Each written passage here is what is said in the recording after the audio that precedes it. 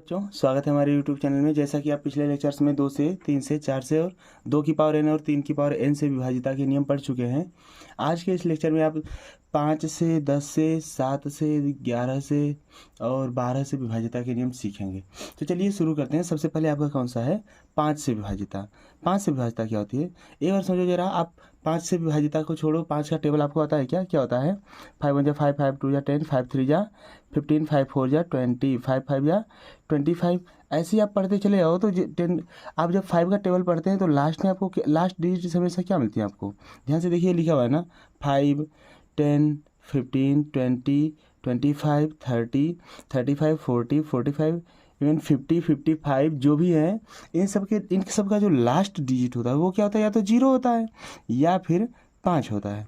तो 5 से विभाजिता आपको बतानी हो तो आप भी अपनी सीधी सी भाषा में बता सकते हो ना कि कोई भी संख्या जिसका अंतिम अंक 5 या 0 हो तो वह संख्या 5 से पूर्णतया विभाज्य होगी। जैसे कि दिया हुआ है ना, ये आपकी संख्या है 9165।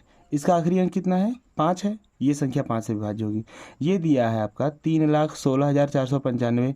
इसका आखिरी अंक भी 5 है तो ये संख्या 5 से विभाज्य होगी। आपका ये संख्या दिया हुआ है 420। इसका आखिरी अंक 0 है, ये भी 5 से विभाज्य होगी। यानी कि सीधी सी भाषा में जिन संख्याओं के अंतिम अंक जो हैं वो या तो 5 हो या फिर 0 हो तो वह संख्या 5 से पूर्णतया विभाज्य होगी। आ गया समझ में? चलिए अब देखते हैं 10 से विभाजिता।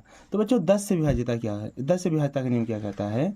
वो कहता है कि देखो, यदि आप पहले एक बार बताओ कि 10 से विभाजिता छोड़ो, 10 का टेबल तो आपको पता होगा ना क्या होता है?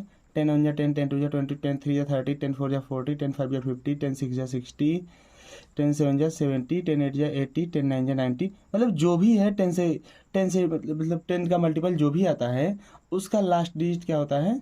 0 होता है ना, अंतिम अंक 0 होता है। तो यानी कि सीधी सी भाषा में बोलो, यदि किसी संख्या का अंतिम अंक 0 है तो वह संख्या 10 से पूर्णतया विभाजित होगी। जैसे 10 20 30 40 50 60 70 80 90 100 110 120 130 140 150 160 जो भी दिए हैं, 300 400 जो भी संख्याएं हैं उनका अंतिम अंक अगर 0 है तो वह संख्या 10 से विभाज्य होगी, वरना नहीं होगी। इसके बाद देखिए 6 से विभाजिता।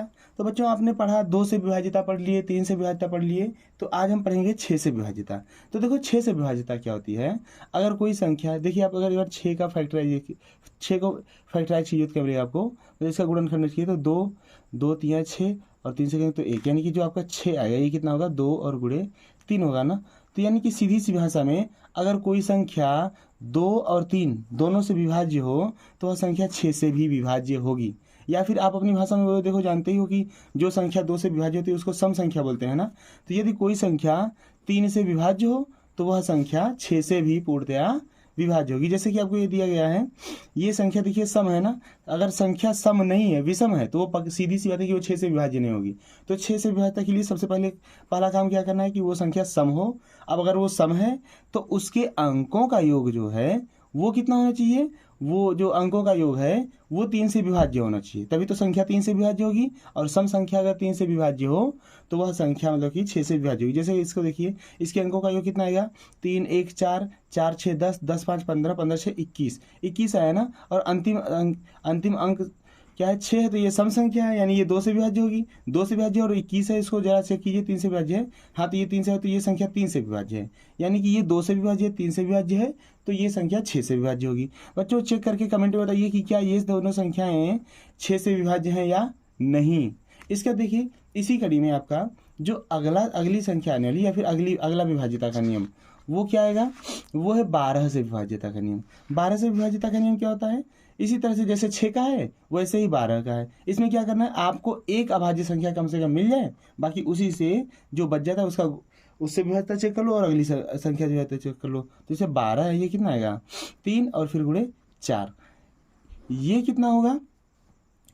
ये सीधे सीधे बता रहा है कि यदि कोई संख्या 3 तथा 4 दोनों से विभाज्य है तो वह संख्या 12 से पूर्णतया विभाज्य होगी। जैसे कि 288 दिया है तो ये 4 से विभाज्यता के लिए क्या चाहिए कि अंतिम दोनों अंक 4 से विभाज्य हों। जैसे 88 है तो ये 22 चौके 88, यानी कि 22 से 4 बार में मतलब 88 कट जा रहा है, ठीक। तो ये 4 से विभाज्य है। उसके चेक करना है क्या ये 3 से विभाज्य है, तो 2 8 10 और 8 18, 18 जो ये 3 से विभाज्य है, तो यानी कि ये 288 भी 3 से विभाज्य होगी। और ये संख्या जो है ये 3 से विभाज्य है और 4 से विभाज्य है, तो ये 12 से भी पूर्णतः विभाज्य होगी।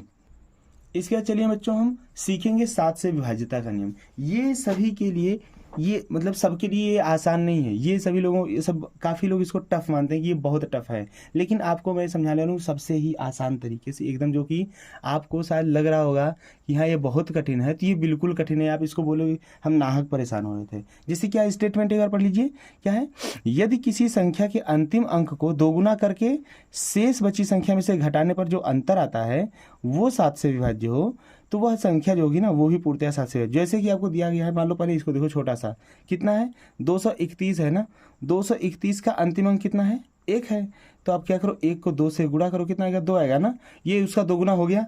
और शेष जो बची संख्या कितनी 23 थी ना, तो उस दोगुने को इसमें से घटा लो, कितना बचा 21। अब जो इसका अंतर आया, अगर ये 7 से विभाज्य है तो फिर पूरी संख्या 7 से, ये 7 से विभाज्य है कि हाँ 7 त्रिक 21 यानी 3 बार में कट जा रहा है। तो अभी जो शेष अंतर आया वो 7 से विभाज्य है, यानी कि ये पूरी संख्या 7 से विभाज्य है। जैसे आपको दिया गया है एक सवाल और, कितना 2300 मतलब 2366, तो इसमें क्या करना, अंतिम अंक कितना है 6 है, तो 6 गुणे 2 करोगे कितना आएगा 12 आएगा। अब शेष बची संख्या कितनी 236 है ना, तो 236 में से 12 घटाओ कितना आएगा 224। अब 224 को चेक कीजिए, अगर ये 224 7 से विभाज्य है तो ये पूरी संख्या 7 से विभाज्य है। लेकिन अभी तो ये बड़ी संख्या है, इसको चेक करना है कि ये 7 से विभाज्य है या नहीं। तो क्या करेंगे हम कि 22 में से क्या करेंगे 4 का दोगुना, आखिरी वाले को फिर से वही प्रक्रिया दोहरा लीजिए कि 7 से विभाज्यता का, 4 दूनी 8, तो यानी कि 22 में से 8 घटाइए तो कितना आएगा 14 बचेगा ना। अब ये 14 जो है ये तो 7 से विभाज्य है ना, अब ये 14 7 से विभाज्य है, तो यानी कि 14 7 से विभाज्य, तो ये संख्या जिससे आई है 224 ये भी 7 से विभाज्य होगी। अगर ये 224 7 से विभाज्य, तो ये कहाँ से आई है आपकी, यहाँ से आई है ना, अब ये यहाँ से आई है, तो यानी कि ये संख्या भी 7 से पूर्णतः विभाज्य होगी। तो बच्चों ये समझ में आ गया क्या कि 7 से विभाज्यता का नियम? यदि समझ में आ गया है तो बताइए जरा कि ये जो संख्या है 3 7 8 6 4, क्या ये 7 से विभाज्य है या नहीं? एक बार इसको देख लीजिए, फिर चलिए आगे बढ़ते हैं। आगे हम देखने वाले हैं 11 से विभाज्यता का नियम। तो बच्चों 11 से विभाज्यता का नियम क्या होता है? ये भी जैसे 7 से विभाज्यता के नियम को सब टफ मानते हैं, वैसे 11 से विभाज्यता के नियम को भी सभी बहुत टफ मानते हैं। लेकिन आप समझोगे सबसे आसान तरीके से, सबसे आसान भाषा कि हाँ 11 से विभाज्यता का नियम क्या होता है। तो यार पहले आप स्टेटमेंट पढ़ लीजिए क्या होता है।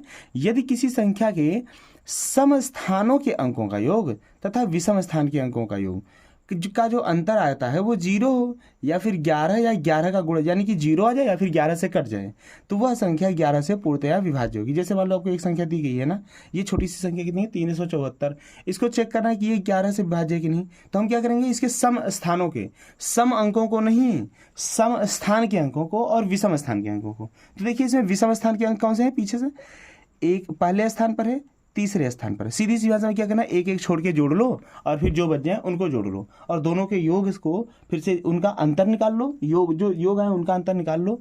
तो वो अगर 11 से कट जाए या फिर 0 आ जाए तो पूरी संख्या 11 से। तो हमने क्या किया, 4 दिया, फिर एक छोड़ा 3 लिया, अब कोई है ही नहीं, तो 4 और 3 7, और फिर एक जो बच गया है अकेला वो देखिए वो भी 7 है, तो इनका अंतर कितना आ गया 0। अब इनका अंतर अगर 0 आ गया तो ये जो हमारा 374 है संख्या, ये 11 से पूर्णतया विभाज्य है। अगली संख्या देखिए कितनी है 6941। इसमें क्या करना है, पहले विषम स्थान के अंकों को जोड़ो, 9 + 1 = 10, और फिर सम स्थान के अंकों को जोड़ो, 6 + 4 ये कितना आया, ये भी 10 आया ना।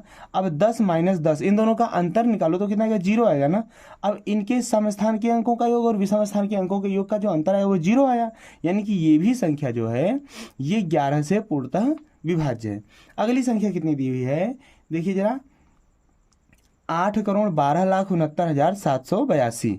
इसका हमें 11 से विभाज्यता चेक करना है। तो हम क्या करेंगे, या तो मतलब आशा एक मैथमेटिकल लैंग्वेज बोले कि विषम स्थान के अंकों का योग एक तरफ हो और एक तरफ सम स्थान के अंकों का योग हो, और आपकी भाषा में बोलें तो पहले क्या करो, एक एक छोड़ करके और जो आ रहे हैं उनको जोड़ लो, फिर जो बच जाए उनको जोड़ लो और इनका अंतर निकाल दो। ठीक है, ठीक है, तो इनको जोड़िए जरा, कितना आएगा 2 7 9 9 6 15 15 1 16, और फिर जो आप एक एक छोड़ के आए हो उनको जरा जोड़ो तो 8 9 17, 17 2 19 और 19 8 27। तो यानी कि सम स्थान के अंकों का योग 27 और विषम स्थान के अंकों का योग 16।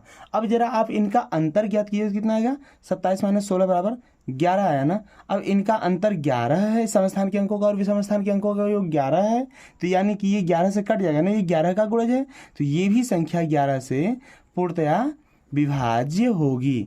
तो बच्चों, अगर आपको ये वीडियो पसंद आया हो तो वीडियो को लाइक कर दीजिए, चैनल को सब्सक्राइब कर लीजिए और ज़्यादा से ज़्यादा शेयर कर लीजिए। धन्यवाद।